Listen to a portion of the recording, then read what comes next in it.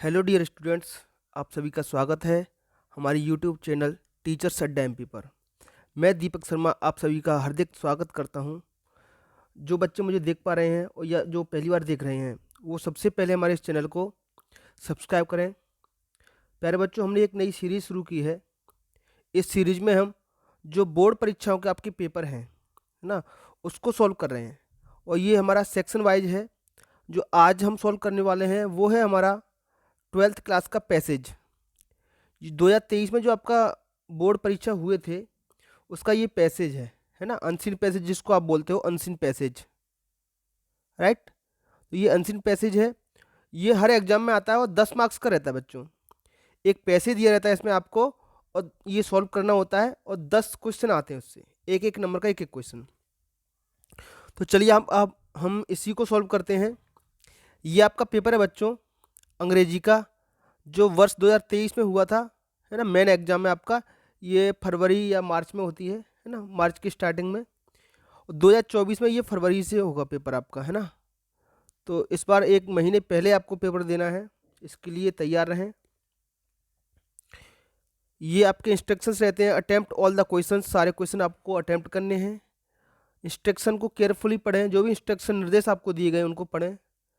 और कौन सा question, marks allotted to each question, कौन सा क्वेश्चन कितने मार्क्स का है उसके सामने इंडिकेट किया गया है ना।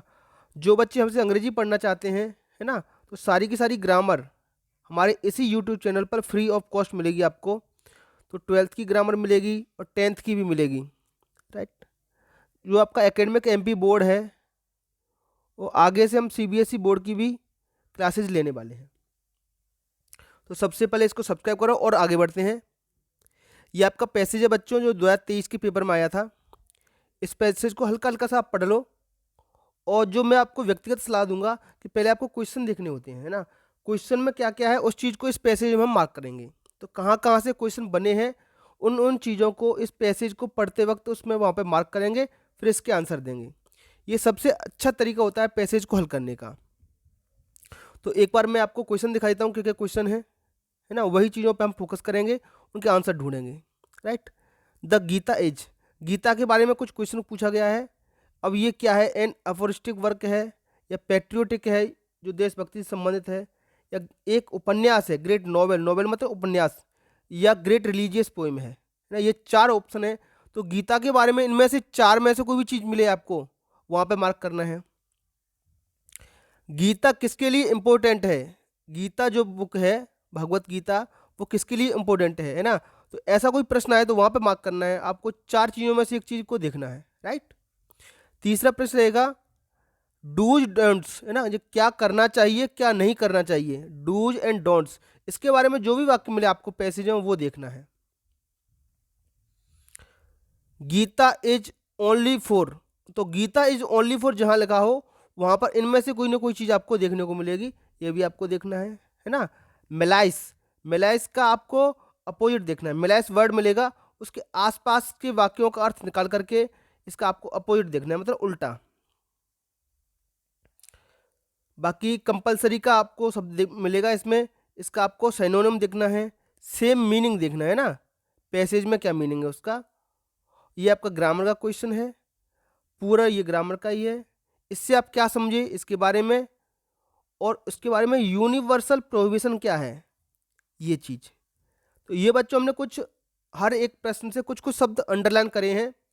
अब इनको पैसेज में देखना है वहां पर क्या क्या इनका इम्प्लीकेशन है, राइट। तो चलिए हम क्वेश्चन से ही पढ़ेंगे, है ना, और पैसेज में जहाँ पे आएगा मैं आपको बता दूंगा। द गीता एज, इसे लिखा है द गीता एज। अब ये क्या है द गीता एज, आपको पैसेज में लिखा मिलेगा द गीता एज, कुछ कुछ लिखा मिलेगा। अब कुछ कुछ में से इनमें से एक होगा, ठीक। देखते हैं जरा क्या लिखा है। पहले मिल रहा है the Gita is an aphoristic work. देखो प्यारे बच्चों, यहाँ वर्क का मतलब है साहित्य, जो रचनाएं होती हैं, उपन्यास, कहानियां, कविताएं, उसको बोलते हैं वर्क्स, है ना।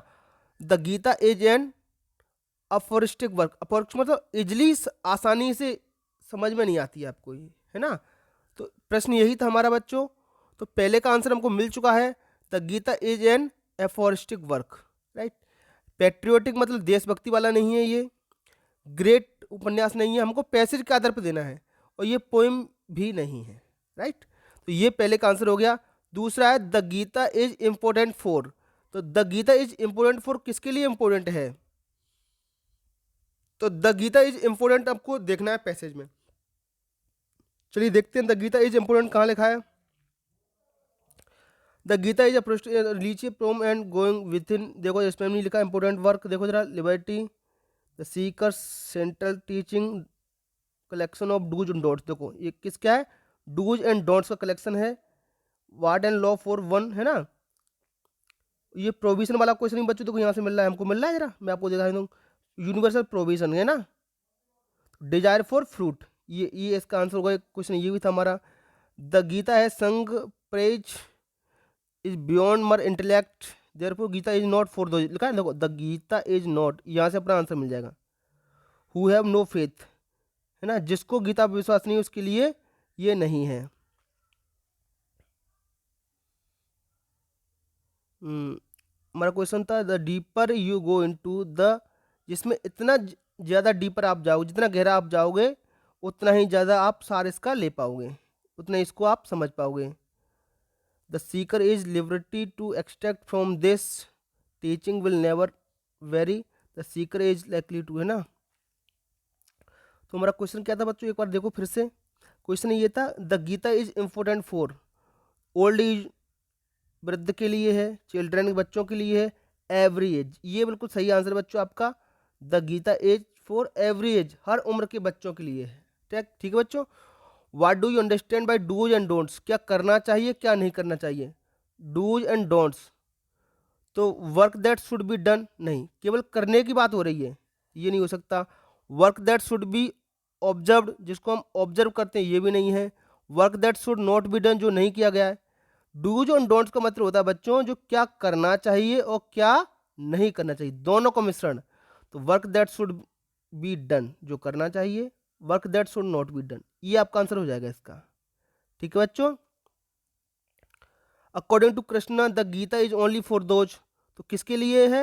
हु हैव फेथ, जिनको हम पर विश्वास है। ये क्वेश्चन हमें मिल चुका है, देखो जरा, गीता किसके लिए है, ये भी अंडरलाइन कराया था मैंने।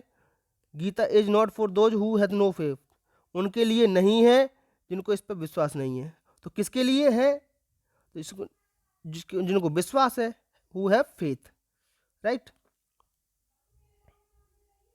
And those who have been malice, देखो ये लिखा है मेलाइस। अब इस मेलाइस का मतलब समझ रहा, मेलाइस का आपसे अपोजिट पूछा गया, उल्टा हो सकता है मेलाइस का कोई और भी अर्थ हो, लेकिन मुझे यहाँ पे क्या अर्थ है मेलाइस का वो देखना है। तो यहाँ आसपास के शब्दों का अर्थ निकालो आप, आपको मेलाइस का मतलब पता चलेगा, है ना। ये कंडीशन वो बता रहा हूँ प्यारे बच्चों में कि जिसका मीनिंग आपको नहीं पता है, अगर पता है तो डायरेक्ट आंसर दे सकते हो, ठीक है। तो देखो जरा क्या लिखा है, and those who being free from malice, जो मेलाइस माने जो दुष्कर्मी टाइप के होते हैं ना, पाप वगैरह उनसे मुक्त होते हैं, है ना। Will faith absorb this teaching, देखो क्या लिखा है इसका आंसर, ऑप्शन देखो जरा क्या क्या है। क्रिटिसिज्म, इल विल, देखो ये लिखा है मेलाइस का मतलब होता है इल विल ना, इसका उल्टा क्या होगा? गुड विल, ठीक है बच्चों। मेलाइस का मतलब होता है ये इल विल, मतलब इल इल इल जिस शब्द में लग जाए उसका मतलब हमेशा क्या होता है? बुरा, बुरी इच्छा रखने वाला हो, ऐसे व्यक्तियों के लिए गीता नहीं है ना। तो इसका उल्टा पूछा है तो गुड विल हो जाएगा इसका आंसर, राइट बच्चों। Give the passage meaning of compulsory, बच्चों कंपल्सरी इस पैसेज में लिखा हुआ है, कंपल्सरी माने होता है अनिवार्य, है ना। क्या होता है बच्चों? अनिवार्य। अब अनिवार्य का वही अर्थ हो, सेम इन मीनिंग। तो अफोरिस्टिक मतलब जिसको समझा ना जा सके, रिलीजियस का मतलब होता है धार्मिक होता है, जो धर्म के बारे में बात करता है, परमिसिबल मतलब जिसको अनुमति दे सके, अनुमति वाला, राइट। तो ऑब्लिगेटरी, ऑब्लिगेटरी का मतलब होता है अनिवार्य, जो करना ही है आपको। Give the verb of provision, इस पैसे में प्रोविजन भी आया था, प्रोविजन माने होता है मना, प्रोविजन को होता है मना करना। तो टी आई यू, जब मैं बच्चों बता दूं आपको, जिन शब्दों के अंत में आपको टी आई यू लगा दिख रहा है, S H I P ship लगा दिखा है, हुड, मेंट, या ER और है ना ANCE, ये शब्द ANCE अगर आपके सफिक्स प्रत्यय के रूप में जुड़े हैं तो आप समझ लो वो नाउन होगा। क्या होगा? नाउन होगा, मतलब वो संज्ञा होगा। अब इस संज्ञा में से आपको इसका क्या छांटना है? वर्ब छांटना है ना। तो देखो प्रोहिबिशन, तो TIO हटा दो इसको, क्या बन गया? प्रोहिबिट। प्रोहिबिट कहाँ है? ये रहा, ये आपका हो गया वर्ब। क्या बच्चों समझ में आया आपको? ठीक है। ऐसे एक और एग्जांपल देता हूँ, एग्जीक्यूशन, EXECUTION, ये TION लगाया तो ये नाउन होगा, इसका वर्ब क्या होगा? TION हटा दो, एग्जीक्यूशन, EXECUTE, एग्जीक्यूट। ये ई वाला देख लेना है ना। ये तो थर्ड फॉर्म में बच्चों, ये LY वाला एडवर्ब होता है तो ये भी नहीं हो सकता। ये चौथी अवस्था V4 है, ठीक। तो मेरा वर्ब हो जाएगा V1 प्रोहिबिट। पुअरर, पुअरर का मतलब होता है बच्चों गरीब। अब इसमें पुअर जो आपका एडजेक्टिव है उसका सुपरलेटिव कर दिया है, नहीं कंपैरेटिव कर दिया। क्या कर दिया? Comparative degree. तो आप भी कंपैरेटिव कर देना। आपके पास पुअर का क्या होगा? रिच, रिच का रिचर कर दो, ये आंसर आपका। नहीं, इसका क्या करना है बच्चों? इसका एंटोनिम करना है, ठीक है। एंटोनिम यही हो जाएगा, गरीब का अमीर। The Gita is a capable of being understood. अब गीता को कैसे अंडरस्टूड कर सकते हैं, कैसे समझ सकते हैं? दिल से समझ सकते हैं, बाय हार्ट इसका आंसर होगा। इस पैसेज में मैं आपको बता दूंगा अभी। In this passage what is the only provision, provision क्या है? प्रोविजन ये है किस चीज का? प्रोहिबिट, प्रोहिबिट मतलब मना किया गया गीता में। तो कर्म करो फल की इच्छा मत करो, मतलब डिजायर फॉर फ्रूट, फल की इच्छा मना की गई है। ये सारी की सारी चीज देखो, ये लिखा है आपका यूनिवर्सल प्रोविजन। देखना आपको पैसेज में कहाँ दिख रहा है, ये वाला यूनिवर्सल प्रोहिबिशन, ठीक है। वही आपका आंसर होगा। देखो ये रहा पैसेज आपका, यूनिवर्सल प्रोहिबिशन। कहाँ लिखा है? देखो ऑब्लिगेटरी ये मिल गया आपका, अनिवार्य, यहाँ से आपको पूछ रहा था। डिजायर फॉर फ्रूट ये लिखा गया ओनली प्रोहिबिशन, यहाँ से आपका क्वेश्चन नंबर 10 का आंसर मिला था, ठीक है बच्चों।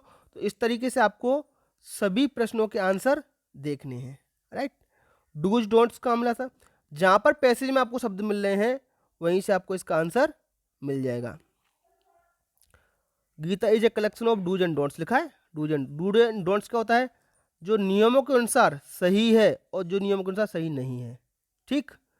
यूनिवर्सल ये मिल गया, ठीक है। ऑब्लिगेटरी मिल गया, ठीक। People capable of being therefore Gita is not a door. देखो देखो गीता उन लोगों के लिए नहीं है जिनको गीता पर विश्वास नहीं है। पर क्वेश्चन थोड़ा सा चेंज था। क्वेश्चन ये था कि गीता किसके लिए नहीं है? तो जिसको विश्वास नहीं है उसके लिए गीता नहीं है, जिसको विश्वास है उसके लिए गीता है। सारे के सारे क्वेश्चन बच्चों यहीं से मिलने हैं, ठीक है। उम्मीद करता हूँ बच्चों ये पैसेज आपको समझ में आया होगा। फिर भी कोई दिक्कत आए तो आप कमेंट बॉक्स में मुझे बता सकते हो, और किस टॉपिक का वीडियो आप हमसे चाहते हो वो भी आप कमेंट बॉक्स में ज़रूर बताएं। आपका हमारे वीडियो पर आने के लिए बहुत बहुत धन्यवाद। और जाते वक्त एक रिक्वेस्ट है मेरी आपसे कि इस चैनल को सब्सक्राइब करके जाएं, राइट। टीचर्स अड्डा MP, यहाँ पर सभी एकेडमिक आपकी क्लासेज हैं, आपकी जितनी भी इंग्लिश की क्लासेज हैं, बाकी सब्जेक्ट भी हम लेके आए हैं, है ना। एकेडमिक क्लासेज चला रहे हैं हम इस पर। तो आपका 6 से लेकर 10 तक की जो इंग्लिश है और या 12वीं तक की इंग्लिश है वो सारी की सारी मैथ सॉल्व कराने वाला हूँ। इसके आपको मैथमेटिक्स के भी वीडियोज यहाँ पर मिलेंगे, मैथ्स के साथ साथ में साइंस भी मिलेगा। तो आगे आने वाले दिनों में हम मैथमेटिक्स, साइंस और सोशल साइंस सब्जेक्ट को इसी चैनल पर जोड़ते रहेंगे अलग अलग शिक्षकों के साथ में। तो बच्चों बने रहिए हमारे साथ, तब तक के लिए आपका बहुत बहुत धन्यवाद। Have a nice day.